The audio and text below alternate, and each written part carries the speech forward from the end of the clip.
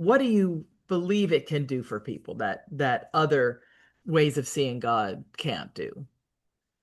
I think it's going to make a lot more sense to people than the kind of theologies that, if they have been reading systematic theology, not that a lot of people do, but if they have, but even if they haven't been reading them, if they're the kind of people who just listen to people who are religious, especially Christians, talk, there's a lot of things that get said that just don't make sense to our deep intuitions, that a loving God sends people to hell for eternity, or that God can't stand to be in the presence of sin because God's pure, Yeah. that God somehow uh, sometimes punishes and other times forgives rather than being consistent, et cetera, et cetera.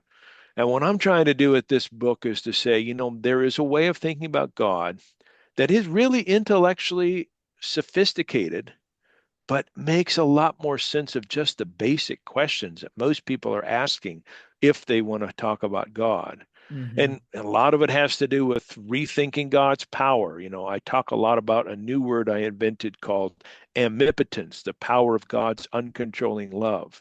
And that idea in itself, I think, is enough to make people say, whoa, this is a different kind of God than what my, Baptist friend was telling me in high school or whatever. Yeah. Uh, so I'm hoping to do that. And I'm hoping to show that this way of thinking about God can account for the major questions that Christians and other theists have been asking without portraying God as somehow worse morally than some of us. Right.